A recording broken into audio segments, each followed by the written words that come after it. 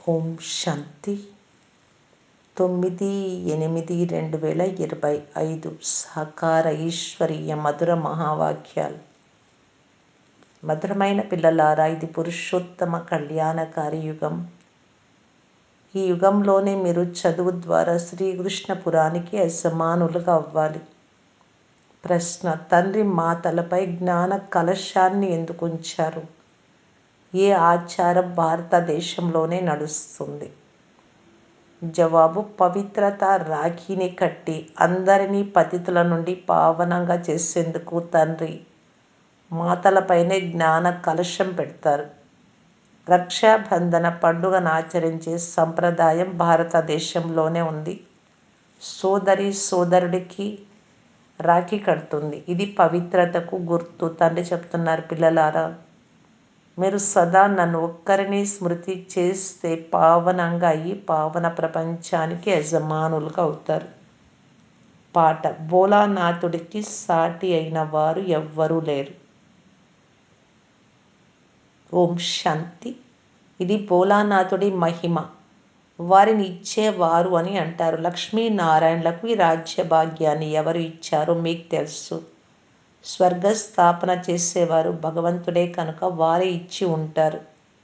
స్వర్గ చక్రవర్తి పదవిని భోలానాథుడు లక్ష్మీనారాయణలకి ఎలా ఇచ్చారో అలాగే కృష్ణుడికి కూడా ఇచ్చారు. రాధాకృష్ణులన్నా లేక లక్ష్మీనారాయణలన్నా విషయం ఒక్కటే, కానీ రాజధాని ఇప్పుడు లేదు. వారికి పరంపిత పరమాత్మ తప్ప మరెవ్వరూ ఇవ్వలేరు. వారి జన్మ స్వర్గంలోనే జరుగుతుంది. ఇది పిల్లలైన మీకు మాత్రమే తెలుసు. పిల్లలైన మీరే రహస్యాన్ని జన్మాష్టమి సందర్భంలో అర్థం చేయిస్తారు. కృష్ణ జన్మాష్టమి ఉంటే రాధకు కూడా ఉండాలి. ఎందుకంటే ఇరువురు స్వర్గవాసులే కదా. రాధాకృష్ణులే స్వయంవరం తర్వాత లక్ష్మీనారాయణలుగా అవుతారు. ఆ రాజ్యాన్ని ఎవరు ఇచ్చారు? ఇదే ముఖ్యమైన విషయం. ఈ రాజయోగాన్ని ఎవరు ఎప్పుడు నేర్పించారు? స్వర్గంలో నేర్పించి ఉండరు. వారు సత్యుగంలోని ఉత్తమ పురుషులు. కలియుగం తర్వాత సత్యుగం వస్తుంది. కావున తప్పకుండా కలియుగాంతంలో రాజయోగాన్ని నేర్చుకొని ఉంటారు. వారే తర్వాత నూతన జన్మలో రాజ్యాన్ని ప్రాప్తి చేసుకొని ఉంటారు. పాత ప్రపంచం నుండి నూతన పావన ప్రపంచంగా తయారైంది. పతిత పావనులే తప్పకుండా వచ్చి ఉంటారు. ఇప్పుడు సంగమ యుగంలో ఏ ధర్మం ఉంటుందో ఎవ్వరికీ తెలియదు. పాత నూతన ప్రపంచాల సంగమమే ఈ పురుషోత్తమ సంగమ యుగం. ఇది మహిమ చేయబడుతున్నది. ఈ లక్ష్మీనారాయణులు నూతన ప్రపంచానికి అధికారులు. ఈ ఆత్మలకు క్రిందటి జన్మలో పరంపిత పరమాత్మ రాజయోగాన్ని నేర్పించారు. ఆ పురుషార్థ ప్రాలబ్ధం మళ్ళీ నూతన జన్మలో లభిస్తుంది. ఈ యుగం పేరు కళ్యాణకారి పురుషోత్తమ సంగమ యుగం. అనేక జన్మల తర్వాత అంతిమ జన్మలోని వీరికి ఎవరో రాజయోగం నేర్పించి ఉండాలి. కలియుగంలో అనేక ధర్మాలు ఉన్నాయి. సత్యుగంలో ఒకే ఒక దేవీ దేవతా ధర్మం ఉంటుంది. సంగమ యుగంలో ఏ ధర్మం ఉంటుంది? దీని ద్వారా ఈ పురుషార్థం చేసి రాజయోగాన్ని నేర్చుకొని సత్యుగంలో ప్రాలబ్ధాన్ని పొందుతారు. సంగమ యుగంలో బ్రహ్మ ద్వారా బ్రాహ్మణుడు జన్మించారు అని అర్థం చేయించబడుతుంది. బ్రహ్మ ద్వారా కృష్ణపురము స్థాపన అని చిత్రాలలో కూడా చూపబడింది. విష్ణుపురము అన్నా లేక నారాయణపురం అని అన్నా విషయం ఒక్కటే. ఈ చదువు ద్వారా పావనంగా అవ్వడం ద్వారా మీరు కృష్ణపురానికి అధికారులుగా అవుతారు. శివ భగవాను వాచ్ కదా, కృష్ణుడి ఆత్మని అనేక జన్మల చివరి జన్మలు ఇలా అవుతుంది. 84 జన్మలు తీసుకుంటారు కదా, ఇది 84వ జన్మ. ఇతనికి బ్రహ్మ అని పేరు పెడతారు. లేకుంటే బ్రహ్మ ఎక్కడి నుండి వస్తాడు? ఈశ్వరుడు రచనను రచించాలి అంటే బ్రహ్మ విష్ణు శంకరులు ఎక్కడి నుండి వచ్చారు? ఎలా రచించారు? చూ మంత్రం వేగానే జన్మించారా? తండ్రియే వారి చరిత్రను తెలియజేస్తారు. దత్తు తీసుకున్నప్పుడు పేరు మారుస్తారు. మొదట బ్రహ్మ అనే పేరు ఉండేది కాదు కదా. అనేక జన్మల అంతిమ జన్మలో, అంతిమ జన్మ అంటే పతిత మనుష్యులుగా అయి ఉంటారు. బ్రహ్మ ఎక్కడి నుండి వచ్చాడో ఎవ్వరికీ తెలియదు. అనేక జన్మలు అంటే ఎవరివి? లక్ష్మీనారాయణలే అనేక జన్మలు తీసుకున్నారు. నామ రూప దేశ కాలాలు మారిపోతూ ఉంటాయి. కృష్ణుడి చిత్రంలో 84 జన్మల కథను స్పష్టంగా వ్రాసి ఉన్నారు. జన్మాష్టమిలో కృష్ణుడి చిత్రాలు చాలా అమ్ముడుపోతూ ఉంటాయి. ఎందుకంటే మందిరానికి అందరూ వెళ్తారు కదా. రాధాకృష్ణుల మందిరాలకే వెళ్తారు. కృష్ణుడి జతలో రాధ కూడా ఉంటుంది. రాజకుమారులైన రాధాకృష్ణులే మహారాజా రాణులైన శ్రీ లక్ష్మీనారాయణులుగా అవుతారు. వారి 84 జన్మలు తీసుకొని అంతిమ జన్మలో బ్రహ్మ సరస్వతులుగా అయ్యారు. అనేక జన్మల అంతిమ జన్మలో తండ్రి ప్రవేశించారు. మీకు మీ జన్మల గురించి తెలియదు అని వీరికే చెప్తారు. మీరు మొదటి జన్మలో లక్ష్మీనారాయణులుగా ఉండేవారు. తర్వాత ఈ జన్మ తీసుకున్నారు. వారైతే అర్జునుడని అనేశారు. అర్జునుడికి రాజయోగాన్ని నేర్పించారు. అర్జునుడిని వేరు చేశారు. కానీ వారి పేరు అర్జునుడు కాదు. బ్రహ్మ జీవన చరిత్ర కావాలి. బ్రహ్మ జీవిత చరిత్రనే కదా వింటూ ఉండేది. కానీ బ్రహ్మ మరియు బ్రాహ్మణుల వర్ణన ఎక్కడా లేదు. ఈ విషయాలను తండ్రి కూర్చొని అర్థం చేయిస్తారు. పిల్లలంతా విన్న తర్వాత ఇతరులకు అర్థం చేయిస్తారు. కథను విన్న తర్వాత ఇతరులకు కూర్చొని వినిపిస్తారు కదా. మీరు కూడా విని ఇతరులకు వినిపిస్తారు. ఇది పురుషోత్తమ సంగమ యుగం, లీపు యుగం, అదనపు యుగం. పురుషోత్తమ మాసం వస్తే అధిక మాసం. సంవత్సరానికి 13 మాసాలు అవుతాయి కదా. ఈ సంగమయుగ పండుగని ప్రతి సంవత్సరము జరుపుకుంటారు. దీనిని గురించి ఎవ్వరికీ తెలియదు. ఈ సంగమయుగంలోనే తండ్రి వచ్చి పవిత్రంగా అయ్యి ప్రతిజ్ఞ చేయిస్తారు. పతిత ప్రపంచం నుండి పావన ప్రపంచాన్ని స్థాపన చేస్తారు. రక్షాబంధనాన్ని ఆచరించడం కూడా భారతదేశంలోనే సంప్రదాయంగా ఉంది. సోదరి సోదరుడికి రాఖీ కడుతుంది. అయితే ఆ కుమారి కూడా అపవిత్రమైపోతుంది. ఇప్పుడు తండ్రి మాతలైన మీపై జ్ఞాన కలశాన్ని ఉంచుతున్నారు. బ్రహ్మకుమార్ కుమారీలు పవిత్రతా ప్రతిజ్ఞను చేయించే రాఖీని కడతారు. బాబా చెప్తూ ఉన్నారు, సదా నన్ను ఒక్కరినే స్మృతి చేస్తే మీరు పావనంగా అయ్యి పావన ప్రపంచానికి యజమానులుగా అవుతారు. అంతేకాని రాఖీ మొదలైనవి కట్టే అవసరం లేదు. ఈ విషయాలు అర్థం చేయించబడతాయి. సాధు సన్యాసులు కూడా దానాన్ని అడుగుతారు. కొందరు కోపాన్ని దానం చేయండి అని అంటారు. కొందరు ఉల్లిపాయలను తినకండి, అది దానం చేయండి అంటారు. వారు తినకుండా ఉంటే దానం అడుగుతూ ఉండవచ్చు. కానీ అన్నింటికంటే పెద్ద ప్రతిజ్ఞను తండ్రి చేయిస్తారు. మీరు పావనంగా అవ్వాలి అనుకుంటే పతిత పావనుడైన తండ్రిని స్మృతి చేయండి. ద్వాపరయుగం నుండి మీరు పతితమవుతూ వచ్చారు. ఇప్పుడు పూర్తి ప్రపంచమంతా పావనంగా అవ్వాలి. ఆ పని తండ్రి మాత్రమే చేయగలరు. సర్వుల సద్గతి దాతగా అయ్యే మనుష్యులు అవ్వలేరు. తండ్రియే పావనంగా అయ్యే ప్రతిజ్ఞను చేయిస్తారు. భారతదేశం పావన స్వర్గంగా ఉండేది కదా. పతిత పావనుల పరంపిత పరమాత్మ ఒక్కరే.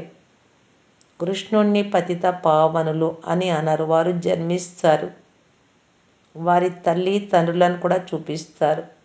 శివుడికి మాత్రమే అలౌకిక జన్మ. నేను సాధారణ తనువులో ప్రవేశిస్తాను అని వారి పరిచయాన్ని వారే ఇస్తారు. శరీరాన్ని తప్పకుండా ఆధారంగా తీసుకోవాలి.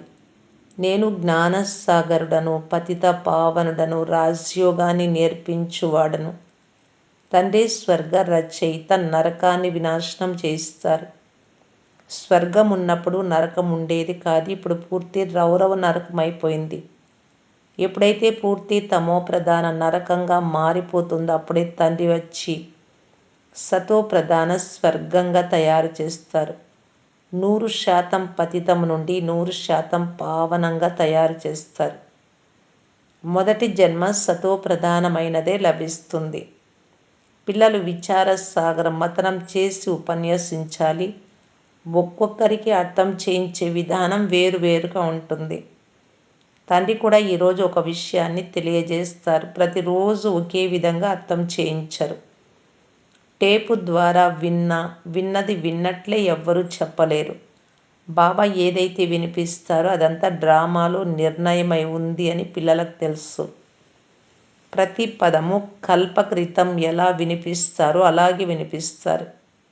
ఇది షూటింగ్ చేయబడిన డ్రామా. ఇందులో కొద్దిగా కూడా వ్యత్యాసం రాదు. ఇంత చిన్న ఆత్మలో రికార్డు నిండి ఉంది. కృష్ణ జన్మాష్టమి ఎప్పుడు జరిగిందో పిల్లలకు తెలుసు. నేటి నుండి 5000 సంవత్సరాల క్రితం కొద్ది రోజులు తక్కువ అని చెప్పాలి. ఎందుకంటే ఇప్పుడు ఇంకా చదువుతూ ఉన్నారు. నూతన ప్రపంచ స్థాపన జరుగుతూ ఉంది. పిల్లల మనస్సులో ఎంత ఖుషి ఉంది. కృష్ణుడి ఆత్మ 84 జన్మల చక్రంలో చూపించబడింది. పాత ప్రపంచాన్ని కాలితో తన్నుతూ ఉన్నాడు, అంటే తిరస్కరిస్తూ ఉన్నాడు. చేతిలో నూతన ప్రపంచం ఉంది. ఇప్పుడు చదువుకుంటూ ఉన్నాడు. అందుకే శ్రీకృష్ణుడు రానున్నాడు అని చెప్పబడుతుంది. తప్పకుండా తండ్రి అనేక జన్మల అంతంలోనే చదివిస్తారు. ఈ చదువు పూర్తి అవ్వగానే కృష్ణుడు జన్మిస్తాడు. చదువుకునేందుకు కేవలం కొద్ది సమయం మాత్రమే మిగిలి ఉంది. తప్పకుండా అనేక ధర్మాల వినాశనము తర్వాత కృష్ణుడి జన్మ జరిగి ఉంది. ఇది కూడా కృష్ణుడు ఒక్కడే కాదు, మొత్తం కృష్ణపురం అంతా ఉంటుంది. ఈ బ్రాహ్మణులే తర్వాత రాజయోగాన్ని నేర్చుకొని దేవతా పదవిని పొందుతారు. జ్ఞానము ద్వారానే దేవతలుగా అవుతారు. తండ్రి వచ్చి చదువు ద్వారా మనుషుల నుండి దేవతలుగా చేస్తారు. ఇది పాఠశాల. అన్నింటికంటే ఎక్కువ సమయం దీనికే పడుతుంది. చదువు చాలా సహజం, కానీ యోగంలోనే కష్టం ఉంది. కృష్ణుడి ఆత్మ ఇప్పుడు పరంపిత పరమాత్మ ద్వారా రాజయోగం నేర్చుకుంటూ ఉంది అని మీరు చెప్పవచ్చు. శివబాబా బ్రహ్మ ద్వారా విష్ణు పురాన్ని ఇచ్చేందుకు ఆత్మలైన మిమ్మల్ని చదివిస్తూ ఉన్నారు. మీరు ప్రజాపిత బ్రహ్మ పిల్లలు, బ్రాహ్మణీయులు. ఇది సంగం యుగం. ఇది చాలా చిన్న యుగం. జుట్టు శిఖ అన్నింటికంటే చిన్నదిగా ఉంటుంది కదా. తర్వాత దానికంటే పెద్దదిగా ముఖము, తర్వాత పెద్దవి భుజాలు, తర్వాత పెద్దది కడుపు, తర్వాత పెద్దవి కాళ్ళు ఉంటాయి. విరాట రూపాన్ని చూపిస్తారు, కానీ దాని అర్థం ఎవరు చెప్పరు. పిల్లలైన మీరు 84 జన్మల చక్ర రహస్యాన్ని అర్థం చేయించాలి. శివ జయంతి తర్వాత కృష్ణ జయంతి. శివబాబా వచ్చిన తర్వాతనే బ్రహ్మబాబాను అలా తయారు చేశారు. శ్రీకృష్ణుడిగా జన్మ తీసుకున్నారు కనుక శివ జయంతి తర్వాత కృష్ణ జయంతి. పిల్లలైన మీ కొరకు ఈ సంగమ యుగం. మీకు కలియుగం పూర్తి అయిపోయింది. తండ్రి చెప్తున్నారు, మధురమైన పిల్లలారా, నేను ఇప్పుడు మిమ్ములను సుఖధామము, శాంతిధామాలకు తీసుకెళ్లేందుకు వచ్చాను. మీరు సుఖధామ నివాసులు, తర్వాత దుఃఖధామంలో వచ్చారు. తండ్రి ఈ పాత ప్రపంచంలో అవతరించండి అని దీనంగా పిలుస్తూ ఉంటారు. ఇప్పుడు మీ ప్రపంచం లేదు. ఇప్పుడు మీరేం చేస్తున్నారు? యోగ బలంతో మీ ప్రపంచాన్ని స్థాపిస్తూ ఉన్నారు. అహింసో పరమో దేవీ దేవత ధర్మం అని కూడా అంటారు. మీరు అహింసకులుగా అవ్వాలి. కామ ఖడ్గాన్ని కూడా జలిపించరాదు, పోట్లాడరాదు, జగడాలాడరాదు. తండ్రి చెప్తున్నారు, నేను ప్రతి 5000 సంవత్సరాల తర్వాత వస్తాను. లక్షల సంవత్సరాల మాటే లేదు. తండ్రి చెప్తున్నారు, యజ్ఞ జపతపాలు, దాన పుణ్యాలు మొదలైనవి చేస్తూ క్రిందకు దిగుతూ వచ్చారు. జ్ఞానము ద్వారానే సద్గతి కలుగుతుంది. మనుషులు కుంభకర్ణుని నిద్రలో మునిగి ఉన్నారు. వారు మేలుకోరు. అందుకే తండ్రి చెప్తున్నారు, నేను కల్పము వస్తాను. నాకు కూడా డ్రామాలో పాత్ర ఉంది. పాత్ర లేకుండా నేను కూడా ఏమీ చేయలేను. నేను కూడా డ్రామా బంధనంలో ఉన్నాను. ఖచ్చితమైన సమయానికే వస్తాను. డ్రామా ప్రణాళిక అనుసారం పిల్లలైన మిమ్మలను వాపస్ తీసుకెళ్తాను. ఇప్పుడు మన్మనాభవని చెప్తున్నాను, కానీ దీని అర్థం కూడా ఎవ్వరికీ తెలియదు. తండ్రి చెప్తున్నారు, దేహ సర్వ సంబంధాలను వదిలి నన్ను ఒక్కరినే స్మృతి చేస్తే మీరు పావనంగా అవుతారు. పిల్లలు తండ్రిని స్మృతి చేయుటకు శ్రమ చేస్తూనే ఉంటారు. ఇది ఈశ్వరీయ విశ్వవిద్యాలయం. పూర్తి విశ్వానికే సద్గతినిచ్చే విశ్వవిద్యాలయం ఏది ఉండదు. తండ్రి అయిన ఈశ్వరుడు స్వయంగా వచ్చి పూర్తి విశ్వాన్ని పరివర్తన చేస్తారు. నరకం నుండి స్వర్గంగా చేస్తారు. దానిపై మీరు రాజ్యపాలన చేస్తారు. శివుడిని బబుల్నాథ్ అని కూడా స్మృతిస్తారు. ఎందుకంటే వారు వచ్చి మిమ్ములను కామ ఖడ్గం నుండి రక్షించి పావనంగా చేస్తారు.